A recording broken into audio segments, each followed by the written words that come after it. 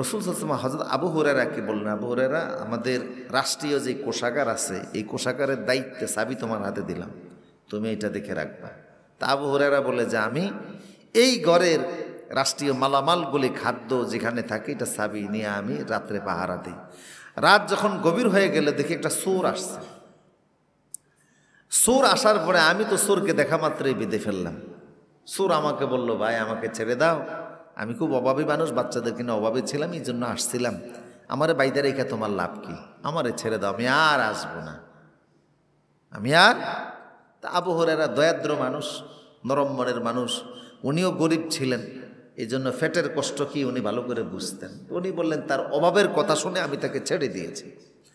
সকালবেলা যখন ফজর নামাজ পড়লাম, আল্লাহ রসুল আমাকে বলল, মা সিরুকাল বারিহা, আবু হুরায়রা রাতের সুরের খবর কি? সুবহানাল্লাহ বলবেন না? আমি চোর ধরছি, রসুলের কাছে কি আছে? সংবাদ আছে। উনি বললেন, মা আসিরুকাল বারিহা, তোমার রাতে সুরের সংবাদ কে? আবু হুরায়রা বলল, হে রাসূল, ওরে ধরছিলাম, অভাবের অনটনের কথা বলার কারণে তারে আমি ছেড়ে দিয়েছি। রসুল বললেন, সে আবার আসবে। সে আবু হুরায়রা কয়, এবার আমি আরো সজাগ হয়ে পাহারা দিতে লাগলাম। রসুল বলছে আসবে, তাহলে নিশ্চিত। রাত্রে আবার দাঁড়িয়ে আছি, দেখি ওই চোর আসলো, আবার তারে ধরে ফেললাম। আবারও সে অনুনয় বিনয় করে গতকালকে সাইডে আজকে আরো কান্নাকাটি শুরু করছে। আমার হাত পা যখন জড়িয়ে ধরলো, আমার দয়া হলো, মায়া হলো, আমি তারে ছেড়ে দিলাম। সে ওয়াদা দিয়ে গেল, আর আসবো না, আর আসবো না। আবু হুরায়রা বলল, আবার যদি আসিস তোর কিন্তু খবর আছে। সকালবেলা রসুল বললেন, মা আসিরুকাল বারিহা, আবু হুরায়রা রাতের সুরের খবর কি? আবু হুরায়রা বলল, নবী হে, সে অনুনয় বিনয় করে অভাব অনটনের কথা বলেছে, আমার মায়া লেগেছে, এই জন্য আমি তাকে ছেড়ে দিয়েছি। হুজুর বললেন, সে আবার আসবে। আবু হুরায়রা বলে, এবার তৃতীয় রাতে আমি প্রস্তুতি নিয়ে রাখলাম, যখন সে আসলো এবার তারে বেঁধেই ফেললাম, যে আজকে আর ছাড়বো না, এই খুঁটির সাথে তারে বেঁধে রাখবো, সকালবেলা আল্লাহ রসুল তোর বিচার করবে। চোর বলল, আবু হুরায়রা, আমারে যদি তুমি ছেড়ে দাও, আমি এমন একটা আমলের কথা তোমারে বলে দেব, যে আমল করলে পরে কোনো দিন তোমাদের ঘরে শয়তান প্রবেশ করবে না। ফেরেশতা আমরা দেখি না, তবে তাদের অস্তিত্ব আছে। অহুম মাকরুমুনা, তারা সম্মানিত। লাইসা লাহুম জিনসুন মুহাদ্দাদুন, তাদের নির্দিষ্ট কোনো আকৃতি নেই। মানুষের যেমন সুনির্দিষ্ট আকৃতি আছে, ফেরেশতাদের এমন সুনির্দিষ্ট কোনো আকৃতি নাই। আল মালাইকাতু তা'বুদুনাল্লাহ ফাকাত, ফেরেশতারা শুধুমাত্র আল্লাহরই ইবাদত করে। লা ইউখালিফুনা আমরাহু, তারা আল্লাহর আদেশের বৈপরীত্য কিছুই করে না। কথা বুঝতেছেন কিনা? অহুম লা ইউশরিকুনাল ইনসানা বিসসিফাত, মানুষের বৈশিষ্ট্যের সাথে তাদের বৈশিষ্ট্যের কোনো মিল নেই। ফেরেশতারা নারীও না, পুরুষও না। মানুষের ভিতরে নারীও আছে, পুরুষও আছে। মানুষের খাবারের চাহিদা আছে, জৈবিক চাহিদা আছে। ফেরেশতাদের এই খাবারের চাহিদাও নাই, জৈবিক কোনো চাহিদাও নাই। তারা আল্লাহর আদেশে আদিষ্ট। ফেরেশতাদের সংখ্যা অনেক অনেক। তাফসীর ইবনে আব্বাসের মধ্যে এসেছে, ইজা মুতিরাতুস সামাউ আনজালাল্লাহু মালাকুন মাআ কুল্লি কিতরাতিন মিনাল মা, আসমান থেকে যখন বৃষ্টি নাজিল হয়, তখন প্রতি ফোঁটা বৃষ্টির ফোঁটার সঙ্গে আল্লাহ একজন করে ফেরেশতা জমিনে নাজিল করে দেন। তাহলে দেখুন, পৃথিবীর এমনও দেশ আছে যেখানে প্রতিদিন বৃষ্টি হয়। মালয়েশিয়াতে আমি দেখেছি বছরের প্রতিদিন সেখানে বৃষ্টি হয়। আমাদের দেশে বর্ষাকালে দেখা যায় একটানা 2 দিন 3 দিনও বৃষ্টিপাত হয়। পৃথিবীর অনেক দেশ আছে যেখানে নিয়মিত বৃষ্টিপাত হয়। প্রতিটি ফোঁটা বৃষ্টির সঙ্গে যদি একজন ফেরেশতা নাজিল হয়, কত ফেরেশতা আল্লাহ বানিয়ে রেখে দিয়েছেন। এবং রাসূল বলছেন যে আমি 7 আকাশের উপরে বাইতুল মামুর নামক মসজিদে দেখেছি যে সেখানে প্রতিদিন 70,000 ফেরেশতা আল্লাহর ইবাদত করে। একবার যারা চান্স পায়, দ্বিতীয়বার আর তারা সেখানে চান্স পাবে না। ফেরেশতাদের সাথে মানুষের একটা আত্মার সম্পর্ক আছে। যেখানে ফেরেশতা থাকে সেখানে গজব থাকে না, যেখানে ফেরেশতা থাকে সেখানে দুষ্ট জিন প্রবেশ করে না। সুবহানাল্লাহ পড়েন। যেখানে ফেরেশতা থাকে সেখানে আল্লাহর রহমত বর্ষিত হতেই থাকে। তো যা বলছিলাম, ফেরেশতার সাথে আমাদের আত্মার একটা সম্পর্ক। তাফসীরে রুহুল মানের 14তম খণ্ডের ভিতরে এসেছে, প্রত্যেকটা মানুষের শরীরে 360 জন ফেরেশতা আল্লাহ দান করে দিয়েছেন। কয়জন ফেরেশতা? 360 জন। এক্ষেত্রে লেখার দায়িত্বে আছে ফেরেশতা 5 জন। ডান কাদের ফেরেশতা আপনার নেক কাজগুলিকে সংরক্ষণ করে লিখে রাখে, বাম কাদের ফেরেশতা গুনাহগুলিকে লিখে রাখে। কিরামান কাতিবিনা ইয়ালামুনা মা তাফআলুন। তোমরা যা কিছু করো, ভালো করো, মন্দ করো, নেক কাজ করো, যা কিছু করো সব আমার ফেরেশতারা লিখে রাখে। তোমাদের একটা কর্ম সেখান থেকে বাদ যায় না। সুবহানাল্লাহ। সব লিখে রাখা হয়। ফামান ইয়ামাল মিসকালা যাররাতিন খায়রান ইয়ারাহ ওয়া মান ইয়ামাল মিসকালা যাররাতিন শাররান ইয়ারাহ। যারা ভালো কাজ করো, মন্দ কাজ করো, সব আমি আল্লাহ জর্রা জর্রা পরিমাণ সংরক্ষণ করি। একটা জিনিসও সেদিন বাদ যাবে না, ফেরেশতারা লিখে রাখে। কারোর প্রতি কোনো জুলুম করে না, সুদও খায় না, ঘুষও খায় না। কথা বলেন ঠিক কি না? আপনি টাকা পয়সা দিয়ে কে উল্টাপাল্টা লেখাইতে পারবেন? ফেরেশতারা যে লিখে, কোনো জোর জবরদস্তি সেখানে চলে? যা করবেন তারা সেখানে লিখে রাখে। দিনে কি করেন, রাতে কি করেন, সকালে কি করেন, বিকালে কি করেন, সবই তারা লিখে রাখে। অন্ধকারে কি করেন, তুষারপাতে কি করেন, কুয়াশার ভিতরে কি করেন, মানুষ না দেখলেও তারা দেখে। এই ফেরেশতার সাথে আমাদের একটা আত্মার সম্পর্ক। ফেরেশতা আমাদের সাথে থাকা দরকার, কিন্তু কোরআন এবং হাদিস থেকে বের করলে দেখা যায় 10টা ঘর আছে। আল্লাহ আশারাতু বুয়ুতান লা তাদখুলুল মালাইকাতু ফীহি। 10টা ঘর আছে যেই ঘরে রহমত ফেরেশতা প্রবেশ করে না। কথা বুঝতেছেন কিনা? কয়টা ঘর? 10টা ঘর। এমন 10টি ঘর আছে যেই ঘরে আল্লাহর রহমতের ফেরেশতা প্রবেশ করে না। আর ফেরেশতা যেখানে প্রবেশ না করে সেখানে জিন আছে না নাই? এই জন্য এখন বহু মানুষ এসে বলে যে হুজুর, আমার তো ছেলেটাই সমস্যা, মেয়েটাই সমস্যা, আমার বাচ্চাটা শুধু কাঁদে, এরকে স্থির করা যায় না, আমার স্ত্রী ভয় পায়, মনে হয় যেন ঘরে কে হাঁটতেছে, ছাদে কে হাঁটতেছে, তারপরে ঘুমের ভিতরে লাফ দিয়া উঠে, নানান ধরনের সমস্যা, বাচ্চাটার ব্রেন হ্যামারিং হয়ে গেছে। ব্ল্যাক ম্যাজিকে করে জিনেরা ব্ল্যাক ম্যাজিক পর্যন্ত করে, জাদু পর্যন্ত করে জিনেরা মানুষকে।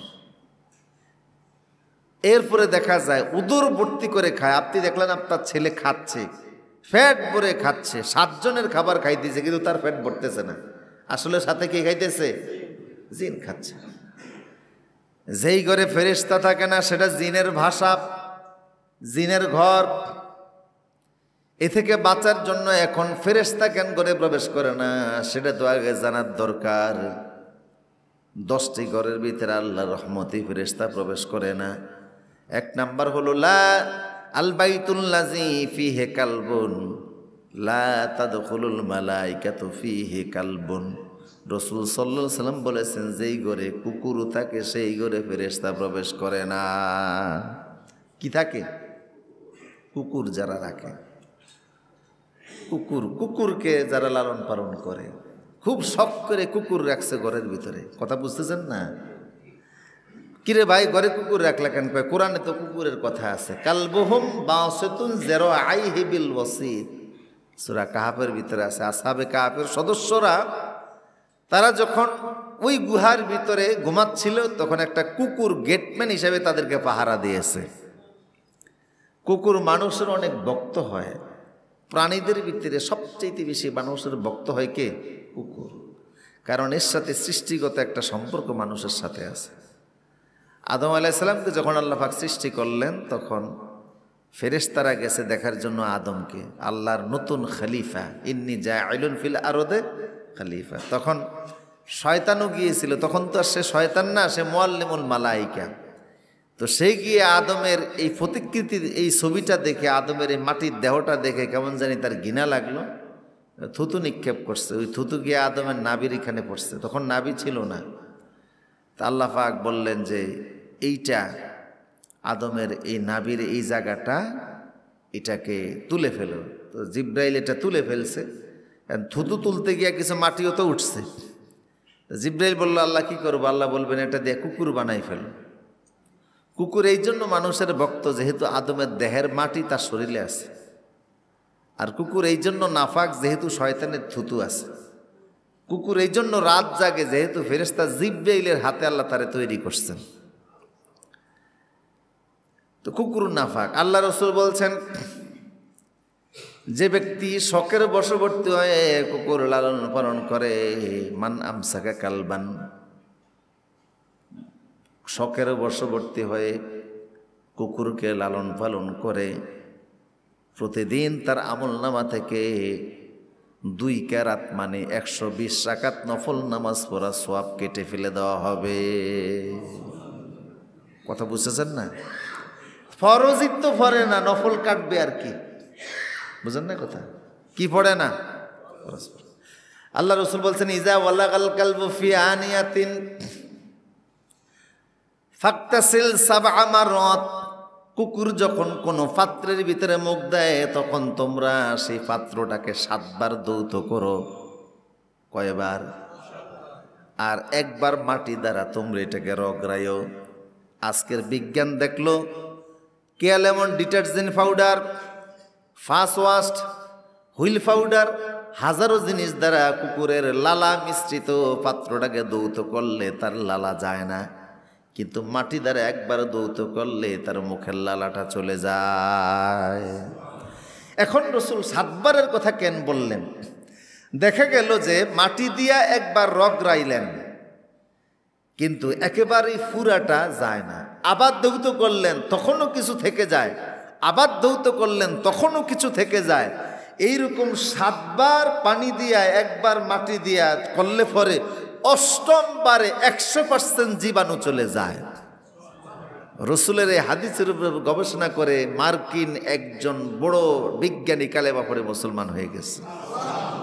যে মুহাম্মদ সাল্লাল্লাহু আলাইহি সাল্লাম বলছেন কুকুরে মুখ দেওয়া পাত্রটাকে কয়বার ধৌত করতে?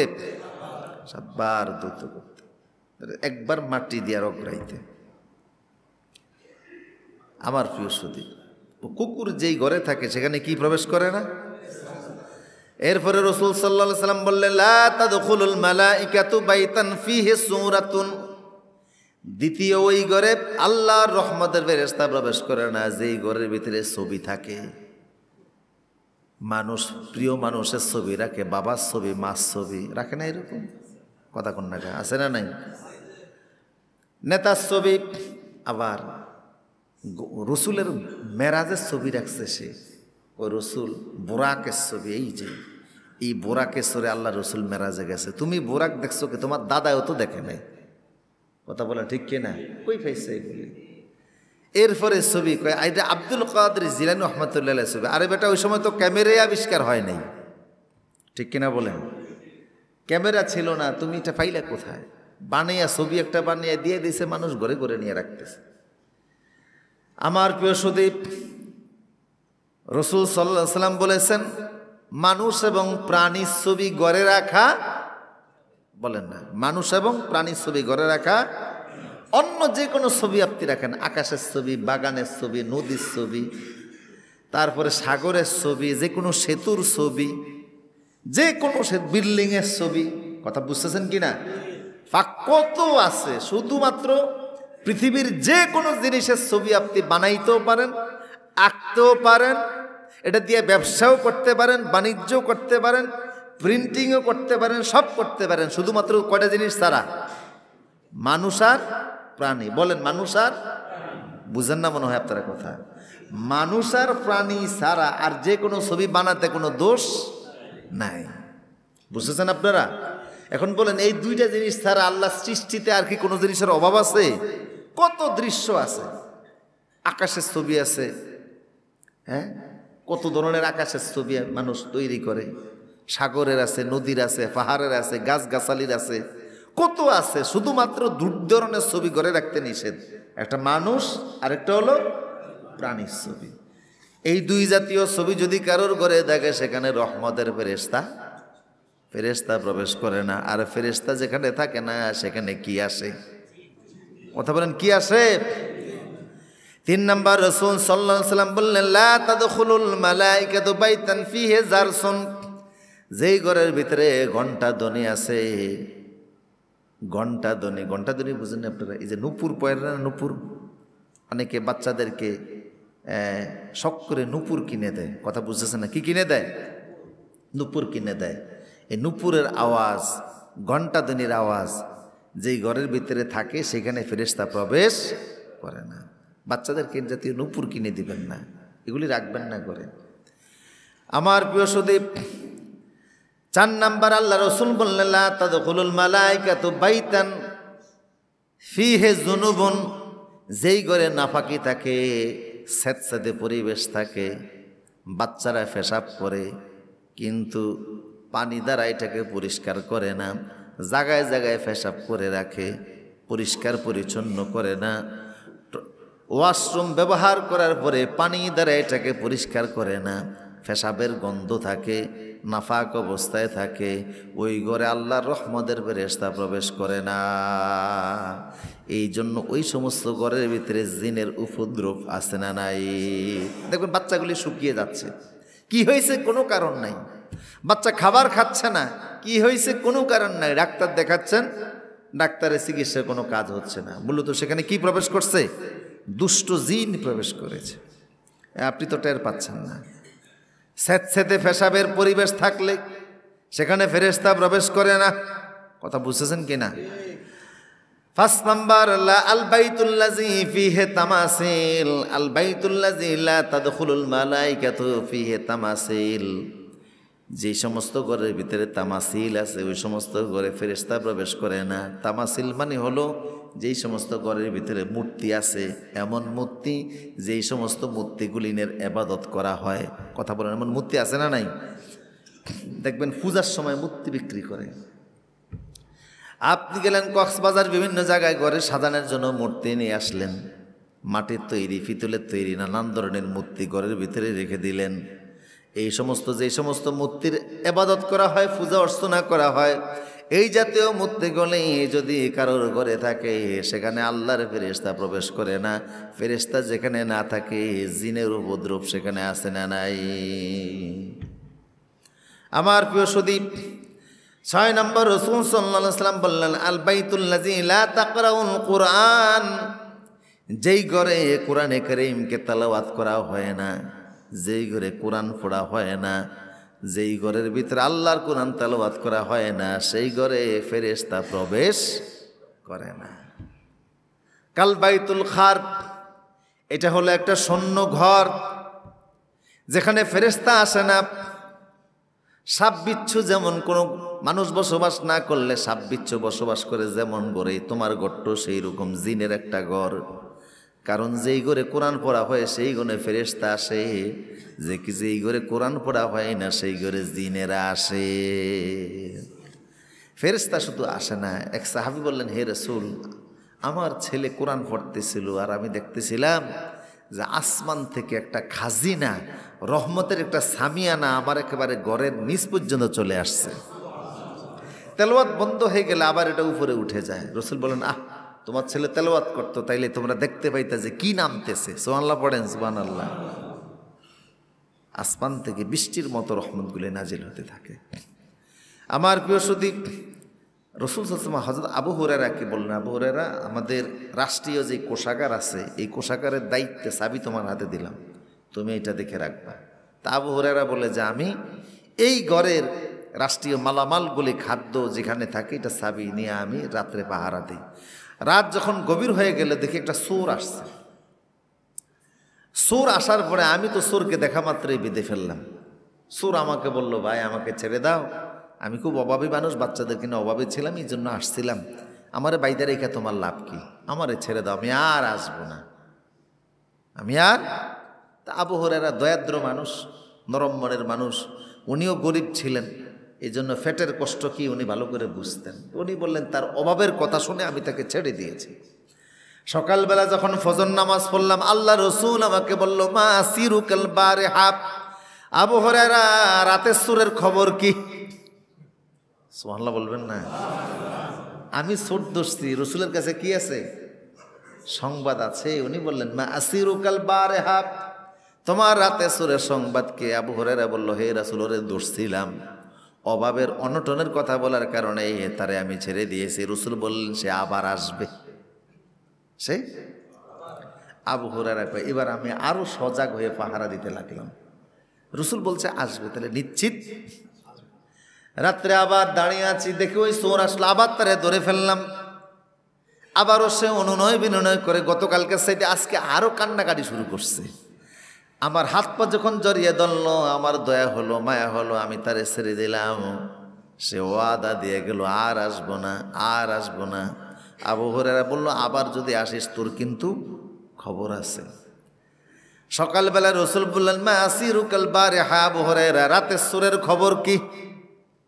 আবু হুরায়রা বলল, নবী হে, সে অনুনয় বিনয় করে অভাব অনটনের কথা বলেছে, আমার মায়া লেগেছে, এই জন্য আমি তাকে ছেড়ে দিয়েছি। হুজুর বললেন, সে আবার আসবে। আবু হুরায়রা বলে, এবার তৃতীয় রাতে আমি প্রস্তুতি নিয়ে রাখলাম, যখন সে আসলে এবার তারে বেঁধেই ফেললাম যে আজকে আর ছাড়বো না, এই খুঁটির সাথে তারে বেঁধে রাখবো, সকালবেলা আল্লাহ রসুল তোর বিচার করবে। চোর বলল, আবু হুরায়রা, আমারে যদি তুমি ছেড়ে দাও, আমি এমন একটা আমলের কথা তোমারে বলে দিব যে আমল করলে পরে কোনো দিন তোমাদের ঘরে শয়তান প্রবেশ করবে না। আবু হুরায়রা কয়, তাইলে বলো। কয়, শর্ত আছে, আমারে ছেড়ে দেওয়া লাগবে। আবু হুরায়রা বললেন, ঠিক আছে, ছেড়ে দিব। কারণ সাহাবায়ে কেরাম আমলের প্রতি খুব যোগ ছিল। কয়, সেটা হলো, ঘরের ভিতরে যদি আয়াতুল কুরসি রাত্রিবেলা পাঠ করো, যেই ঘরে আয়াতুল কুরসি রাতে পাঠ করা হবে ওই ঘরে শয়তান প্রবেশ করতে পারে না। আবু হুরায়রা ছেড়ে দিলেন। সকালবেলা রসুল বললেন, মা আসিরুকাল বারিহা, তোমার রাতের সুরের সংবাদ কি? কয়, রাসূল, আমি তাকে ছেড়ে দিয়েছি। তো কি বলে গেছে? কয়, সে বলছে যেই ঘরে রাতে সূরা আয়াতুল কুরসি পাঠ করা হয় সেই ঘরে এই শয়তান প্রবেশ করতে পারে না। আল্লাহ রসুল বললেন, তার কথাটা সত্য, তবে সে নিজে মিথ্যাবাদী। ও নিজে মিথ্যাবাদী, কিন্তু তার কথাটা কি সত্য। আবু হুরায়রা বলেন, আসলে সে কি? হুজুর, এটা হলো শয়তান। কে? তো বোঝা গেল শয়তানও মাঝে মধ্যে সত্য কথা বলে, সেটা বাঁচার জন্য। কথা বুঝতেছেন কিনা? আমার প্রিয় সুদীপ, কোরআন পড়বেন, কোরআন পড়লে ফেরেশতা আসে, না পড়লে কি আসে? শয়তানও আসে, জিনও আসে। এখন জিন শয়তানও আছে না নাই? আমার ভাইরা, 7 নম্বর আল্লাহ রসুল বললেন, ইজা কানা সাহিবুল বাইতে আও আহাদান আফরাদাল বাইতে ইয়াত্তাসিফু বিল কাযবে বিল কাযিবে, যেই ঘরের ভিতরে ঘরের মালিক অথবা স্ত্রী অথবা ঘরের পরিবারের যে কোনো একজন সদস্য মিথ্যা বলায় অভ্যস্ত, কথায় কথায় মিথ্যা কথা বলে, এই ঘরের ভিতরে আল্লাহর ফেরেশতা প্রবেশ করে না।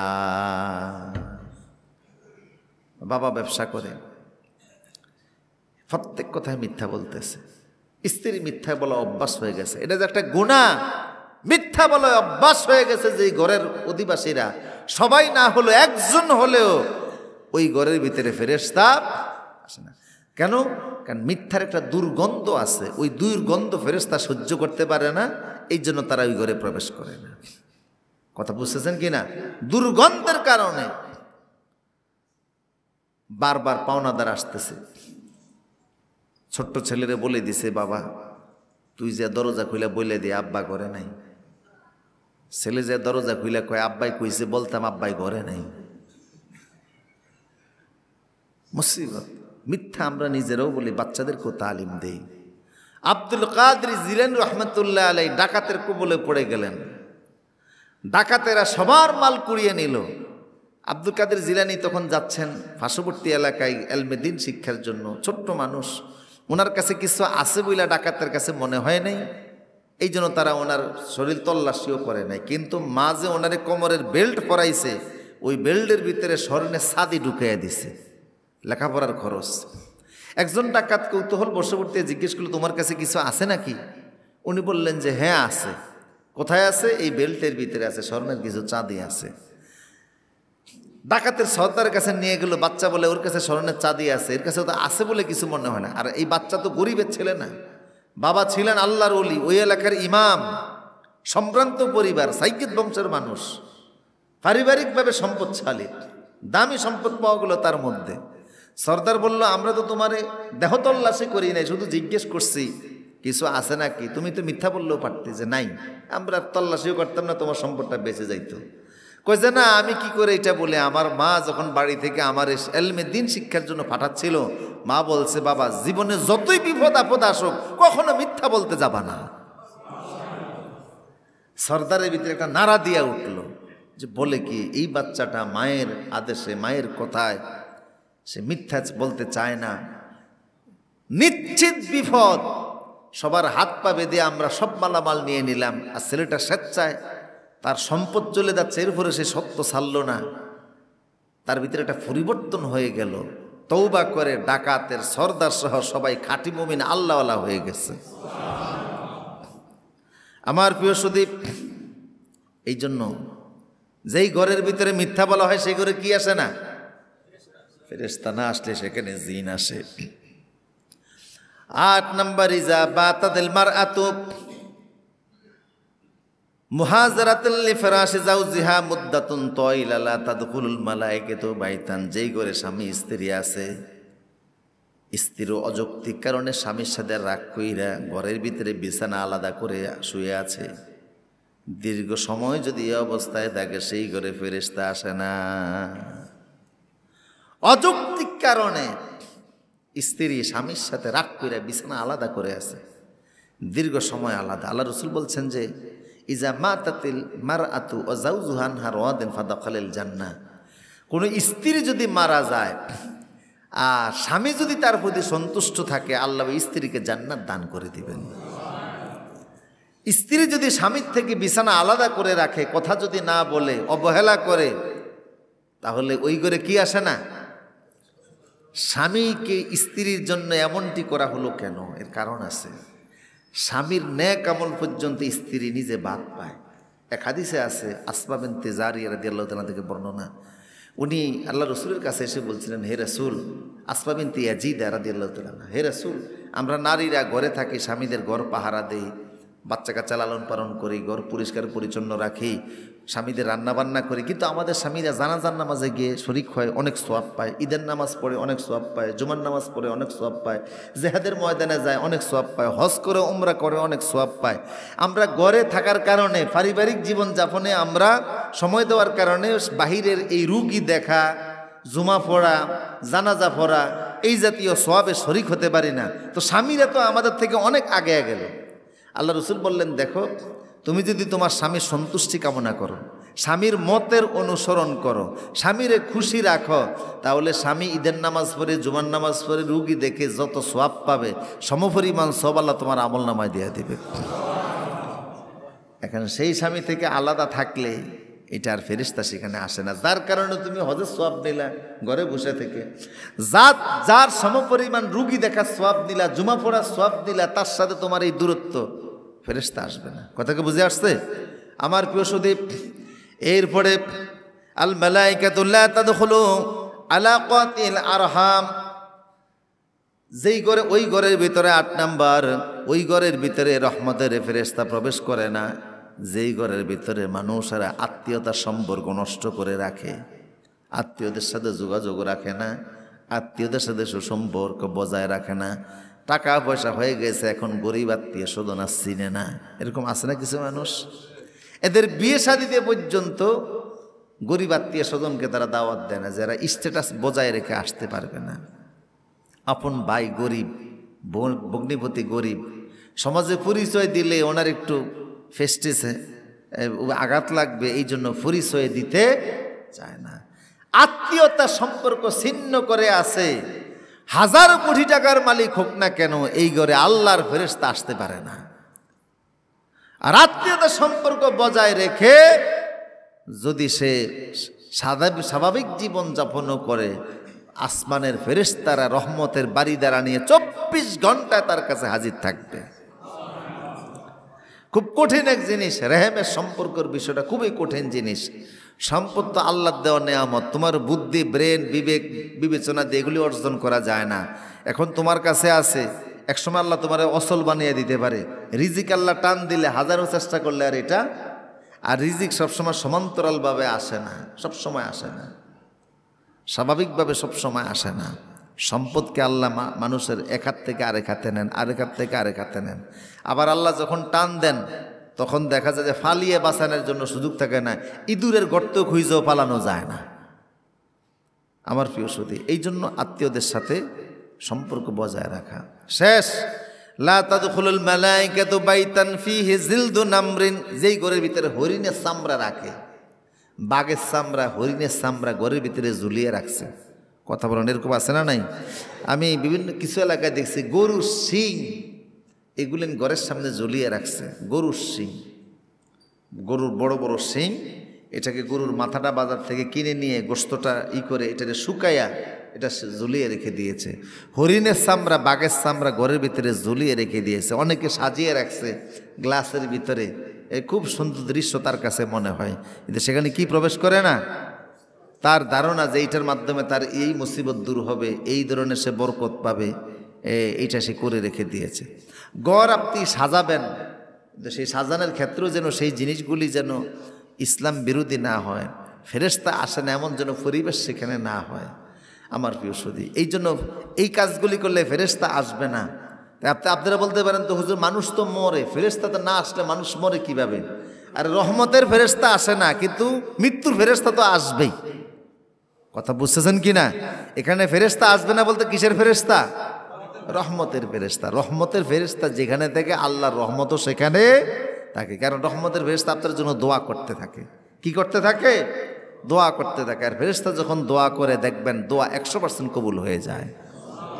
এই জন্য এই জিনিসগুলি যেন ঘরের ভিতরে না থাকে। ঘরটাকে সুন্দরভাবে সাজাবেন, ঘরে এমন কোনো জিনিস রাখবেন না যেই সমস্ত জিনিসের কারণে ফেরেশতা প্রবেশে বাধাপ্রাপ্ত হয়। ঘর সাজান, কোনো আপত্তি নাই, কিন্তু এই সমস্ত জিনিসগুলি যেন ঘরে না থাকে খেয়াল রাখা চাই। এখন জিনের উপদ্রব খুব বেড়ে গেছে, এ থেকে বাঁচার জন্য এই জাতীয় আমলগুলি করে। আরও অনেক আমলগুলি আছে যে আমলগুলি আমরা বিভিন্ন সময় বলেছি। আপনি যখনই ঘরে প্রবেশ করবেন কি পড়ে প্রবেশ করবেন? বিসমিল্লাহ বলুন। কি বলবেন?